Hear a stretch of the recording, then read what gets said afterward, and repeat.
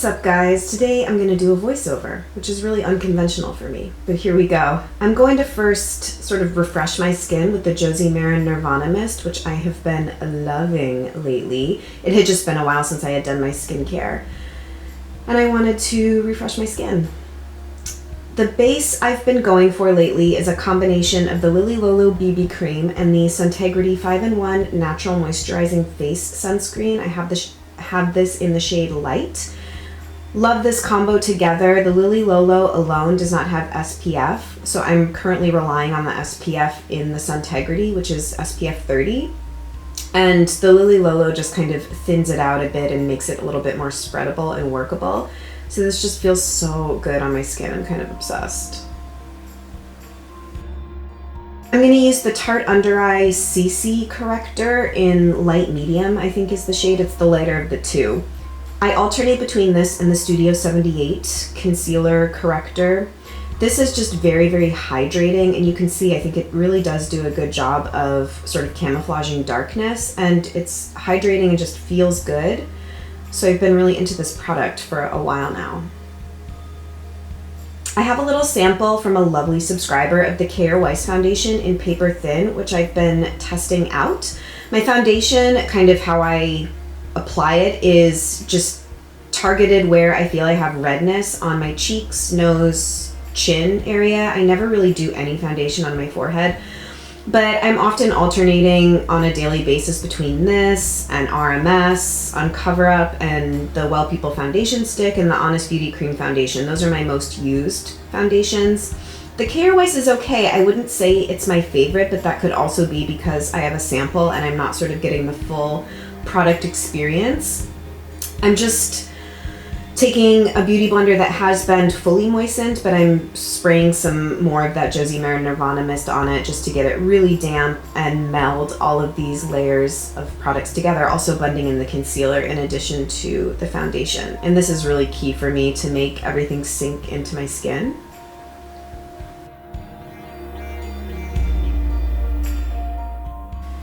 I'm going to do a very conservative set or powder. This is just the one I've been reaching for lately. It's the Trish McEvoy Translucent Powder. I really just like to set under my eyes and then very sparingly around my nose and chin. I really like my skin to look super dewy and glowy, so I don't like to over powder. This is the Well People Bio Bronzer Stick, and I will either use this or the Studio 78 powder bronzer in We Evade, and whether I'm using a cream bronzer or a powder bronzer will dictate my blush choice. If I'm using this cream bronzer stick, I don't like to use cream blush over top because I find that it can actually make this product break up a little bit, which I do not enjoy. So I'm going to be using a powder blush over top of this, but first I'm just blending this in with a Real Techniques sculpting brush. My favorite way to blend this out, and sometimes I won't even wear blush with this. I think it just gives a really nice kind of sculpted look to my face with just enough color. It's not warm on me at all. I think it's a very neutral bronzer, and I really, really enjoy it. It's very different, I feel, in tone to the RMS Buriti bronzer, which is much more sort of pink or red in undertone.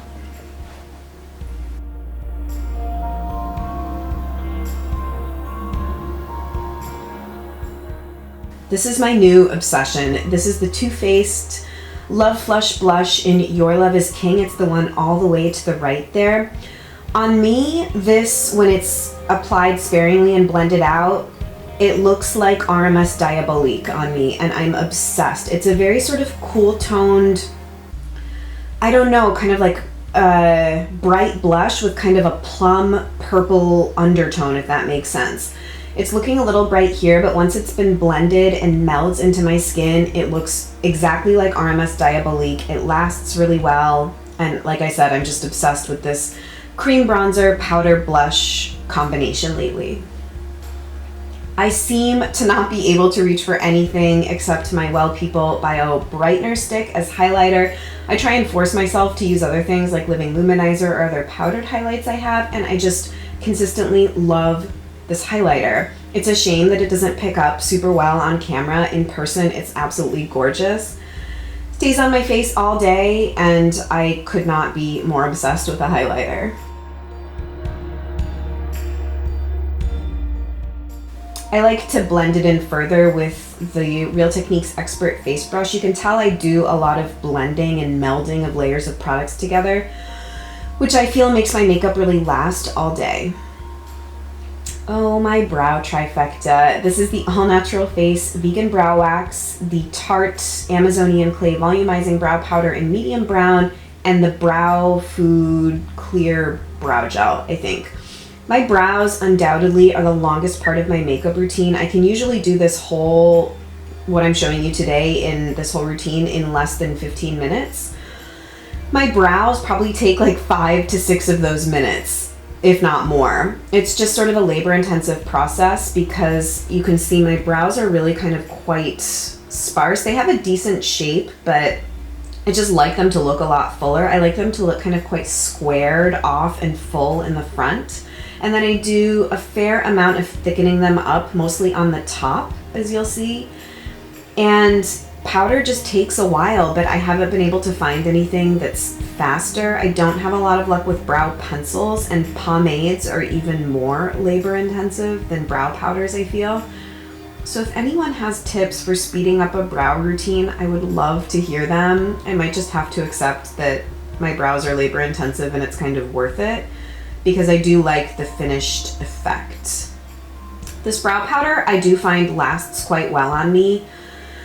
The brow gel hasn't helped my brows grow so far, but I do also feel that it kind of locks the color in place and my brows still look good at the end of the day.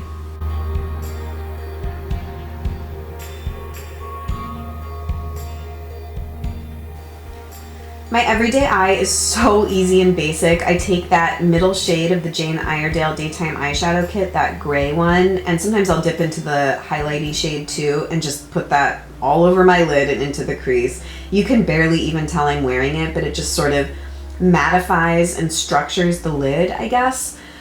But I think I was probably using this in my last sort of daytime eyeshadow look. It's just the easiest thing for me. I don't have to think about it, and it's very kind of clean, pulled together, professional. So I'm kind of boring. I take that very nice cool toned brown on a pencil brush and run that on my lower lash line, and lately that's all I've been doing. I haven't even been doing any pencil eyeliner or even any mascara on the lower lash line. I've just really been liking the look of a bare lower lash line for the most part, but I do like that this gives subtle definition.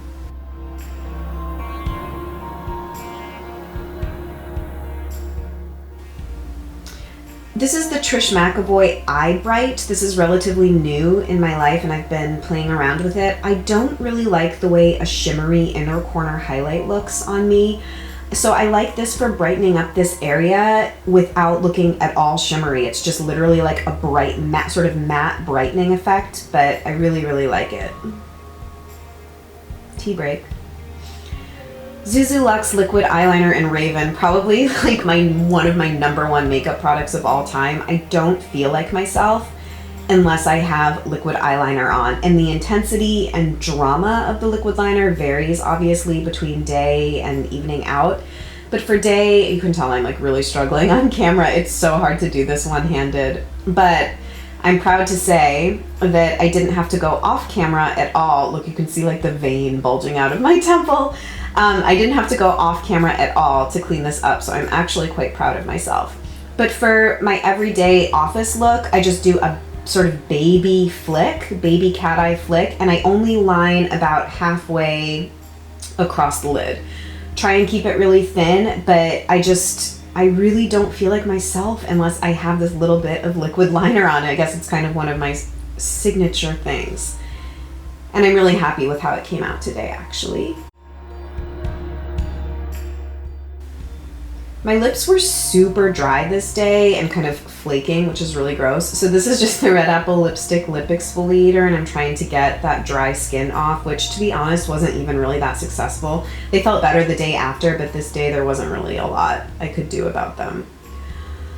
I'm curling my lashes with the Kevin Aquan Eyelash Curler. This is a really good construction of an eyelash curler for me. I find eyelash curlers a challenge for my eye shape because it's hard for them to capture all of my lashes. This one I do really like, and I curl my lashes every day because I think it makes a huge difference.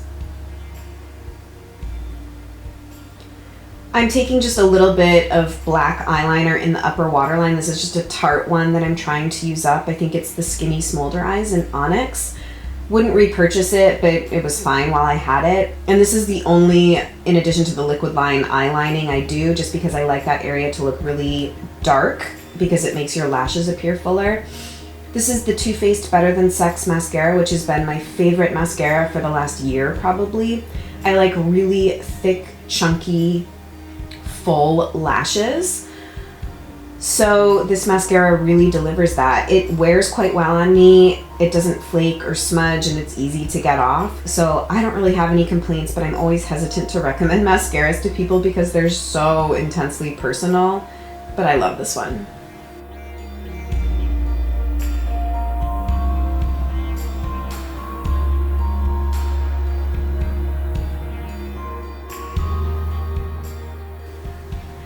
My lip combination that I've been obsessed with since January is the Charlotte Tilbury Lip Cheat in Pillow Talk and the Bite Beauty Hand Cut Lipstick in Pecan.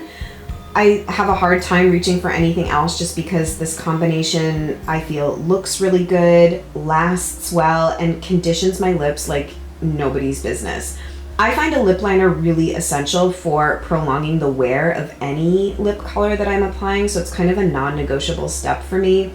And this one matches my natural lip color like perfectly. And this lipstick is probably my favorite everyday nude I've ever tried ever in all of my years of makeup wearing. I love the formula of this lipstick so much. And yeah, I can't say enough good things about it really. So guys, that's my finished look. This is just an everyday way that I'll wear my makeup to work. Sometimes the eye makeup differs, but this is really kind of a staple signature Mercedes look, so I hope you enjoyed seeing it. And the awkward posing that I'm doing now, which is the most annoying part of doing YouTube videos, but I wanted you to see the look. Thank you so much for watching, and let me know your everyday look. I'll see you guys soon.